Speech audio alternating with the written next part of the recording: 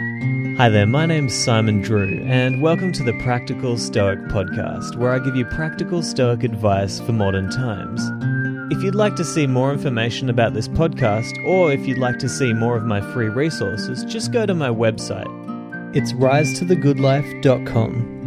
But for now, I really hope that you enjoy this podcast, and if you do, then I'd really appreciate it if you would subscribe on iTunes and leave a positive review so that more people can have the chance to listen to this great work. Hi there, and welcome to episode 6 of the Practical Stoic Podcast. My name's Simon Drew, and I'd like to start again by thanking all of you who have been sharing your thoughts with me. Your feedback is absolutely invaluable, and I really appreciate those who have already reached out. If you'd like to get in contact with me, please message me on my Facebook page, which is Daily Stoic Quotes, or just email me via my website, which is risetothegoodlife.com.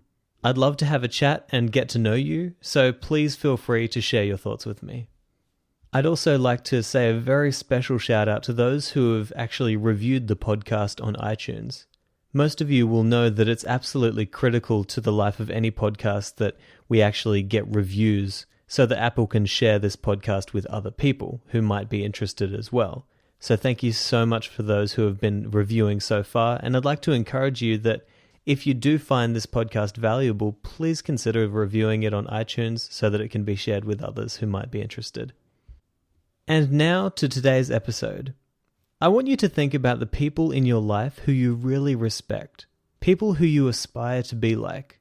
Think about the characteristics of those people, and consider what it is that makes them so attractive to you.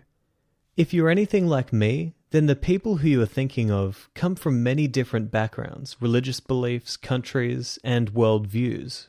So what is it that makes a person successful in our eyes? I believe that it is their personal philosophies.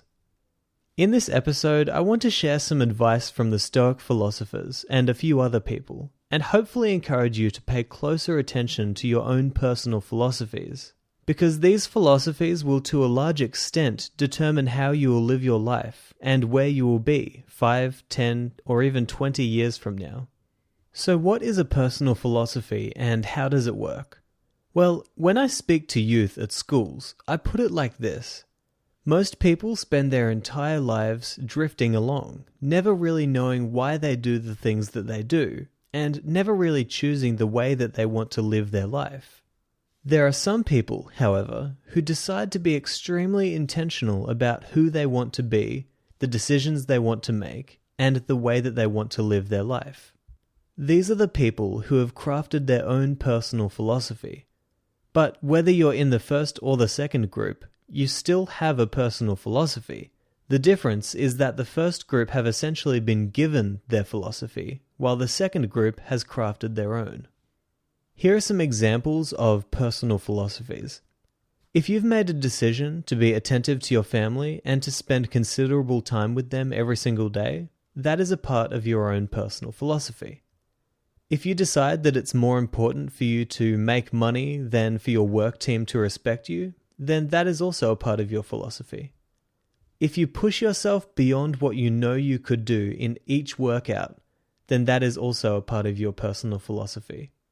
Every decision that you make in every single day is a part of a larger circle of beliefs that makes up your personal philosophy, and this will lead you to every single success or failure in your life. The great Stoic philosopher Seneca said that, quote, "Life is the gift of the immortal gods, but living well is the gift of philosophy." End quote.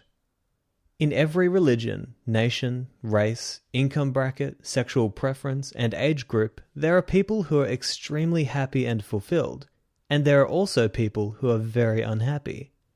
This means that pure joy in life has nothing to do with your religion, where you live, or how much money you have. Happiness comes from no external influences, but only from the decisions that you make in regards to your personal philosophy. The only road that leads to happiness and true fulfillment is the road that starts with refining your philosophy. Think of it this way.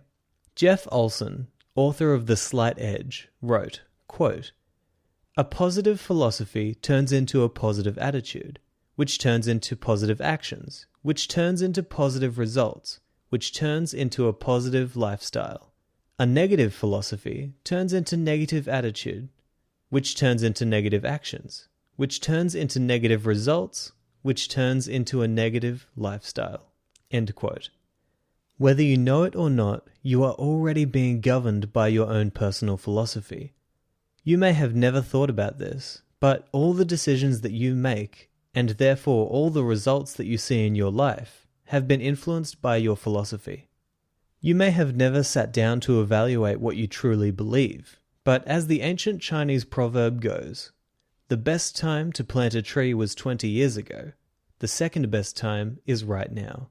Sure, it would have been better to refine your philosophy some time ago, but now is the best time to start. Now, I'd like to share some of the greatest advice that Epictetus ever gave. He said, quote, "If you wish to be an extraordinary person, if you wish to be wise, then you should explicitly identify the kind of person you aspire to become. Write down who you're trying to be so that you can refer to this self-definition. Precisely describe the demeanor you want to adopt so that you may preserve it when you are by yourself or with other people." End quote. I want to give you a challenge to sit down and really think about the philosophies by which you want to live your life. Open a document on your computer or open a diary and write about how you want to live your life. Let's go through some of the most important areas of your personal philosophy that you need to define. As I go through these areas, I'll be asking some questions, and you can use these questions to help you to define how you want to live your life. First, relationships. How do you want to treat your friends, and how do you expect them to treat you in return? What kind of relationship do you want with your wife, husband, partner, children, or family? How are you going to be a better lover or friend? What importance will you place on your relationships? Where do they weigh in compared to other areas of your life, like business? The next area of your personal philosophy to think about is your health and vitality. How important is your health to you? What are you prepared to do to live with vitality? What do you consider to be healthy, and what do you believe is going to keep you from having vitality in life? How will your health, or lack of health, impact the people in your life? Next is wisdom and education. What are you prepared to do to educate yourself? How important is education in your life? What books will you read, and what information will you seek? What skills do you want to develop that will take you to the next level in your education? Next is passionate outlet. What will you learn or cultivate as your passionate outlet? What is it that makes you feel alive in life? What is your passion that will bring you fulfillment when you work at it? Next is spirituality. Where do you stand on religion? What views do you hold regarding spirituality? Will you pray? Does faith play a large role in your day-to-day life? And now, happiness. What makes you most happy? What will you do to bring joy into every single day? Who are the people that you want in your life? What are the places that make you feel most alive? And finally, finance and business. How does money and business play a role in your life? Do you think money is important? How do you spend your money, and how much do you save? How do you treat your business clients and workmates? These are only a few questions to get you started, and I hope that you've already thought about the answers to most of these questions, but if you haven't, then I'm really excited for you to start.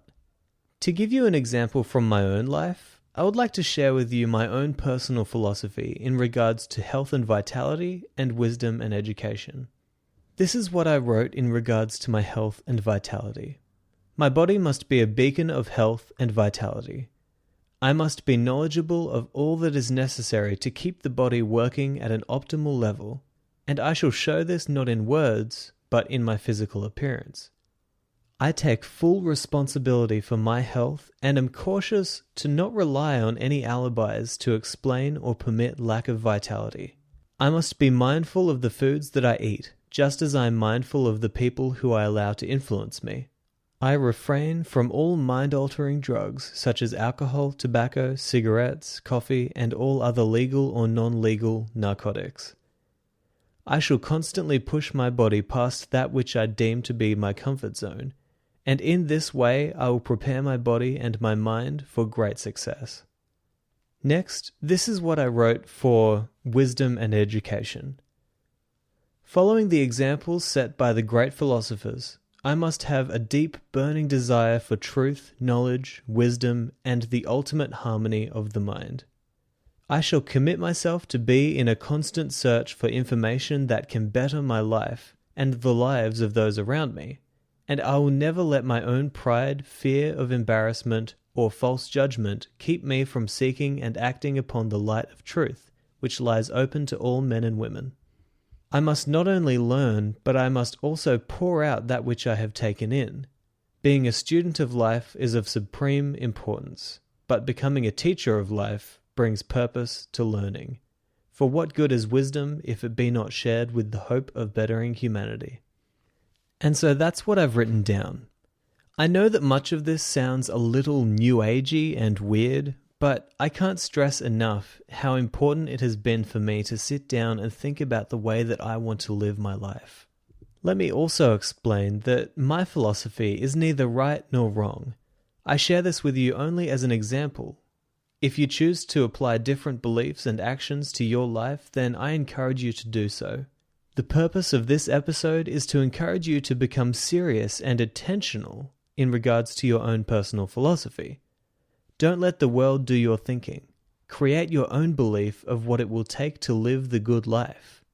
Once you've formed your philosophies and you've written them down, then you should read them every single day or at least every week. By doing this, you will be filling your subconscious mind with the perfect picture of the person who you want to be, and it will be only a matter of time before you start becoming that person. Over time, you should be refining your philosophy. Pick at every detail and scrutinize your beliefs.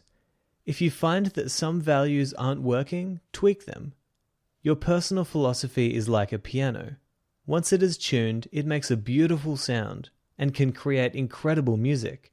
Over time, however, the strings will stretch and go out of tune, at which time the pianist must tune them again. You must be watchful of your philosophy to ensure that it doesn't go out of tune. If you will take the time to develop a strong set of philosophies that will govern how you live your life, not only will you find greater enjoyment every single day, but life will become easier. When you already know who you want to be, it is easy to make tough decisions in life.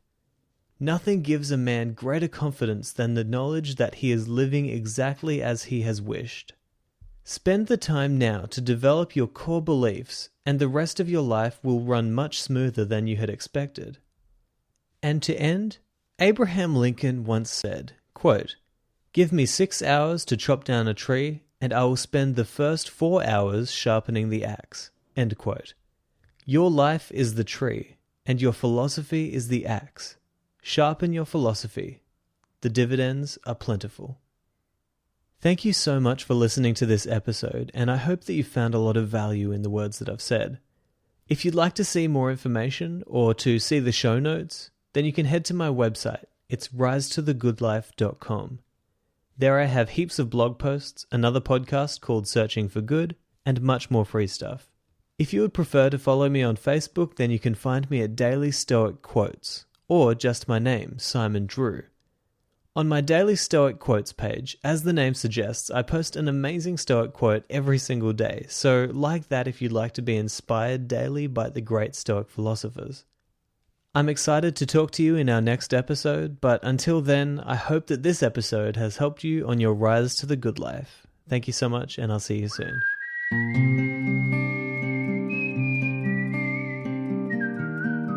Thank you so much for listening to this episode of the Practical Stoic Podcast.